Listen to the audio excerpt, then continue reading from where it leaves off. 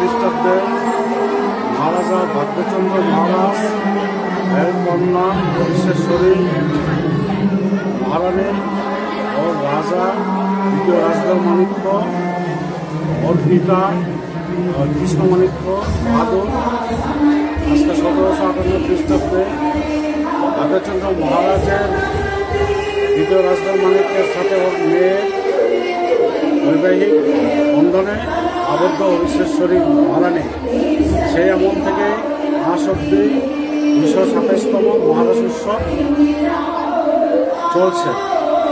সেই রাজ উৎসব আগে পুরানা খয়েরপুর পুরানা আগরতলায় ছিল এই মহারাজ উৎসব।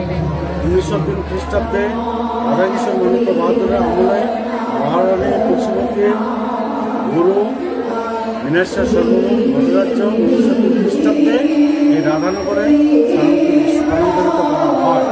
সেই সময় থেকে এই আজ অব্দি রাধানগরে সেই রাধামোদনের বিগ্রহ রাসলীলাটা হচ্ছে।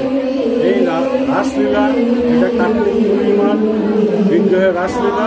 এই পূর্ণিমাতেই প্রথম দিনেই সেই রাস পূর্ণিমাটা আরম্ভ হয়।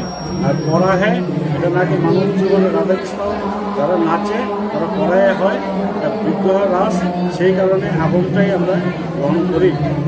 এটা আগে রাস আমলে রাজার তত্ত্বাবধানেই ছিল, বর্তমান সরকারের অধীনেই ডিএমের তত্ত্বাবধানেই রয়েছে। এখনও আমরা সুস্থভাবে রাস পরিচালনা করতে পারছি। ডিএম মহোদয় সরকার মহোদয় যথেষ্ট সহযোগিতা করে। আর এই রাস উৎসব এটা শুধু মণিপুরী সম্প্রদায়ের নয়, জাতি ধর্ম নির্বিশেষে সব সার্বজনীন এটা রাস ফেস্টিভ্যাল। এটা হিন্দু সনাতন ধর্মের শ্রেষ্ঠ উৎসব মণিপুরী সম্প্রদায়। কতদিন চলবে এখানে এই উৎসবটা? এই অনুষ্ঠানটা আজকেই শেষ, 3 দিন ব্যাপী চলছে। 2 তারিখ রবিবার ছিল, আর 3 তারিখ একটা প্রোগ্রাম ছিল আইসিউটি।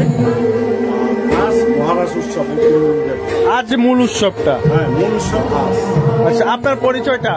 আমার পরিচয়, আমি শ্রী অভিজিৎ ভট্টাচার্য, রাধামোহন মন্দিরের পুরোহিত।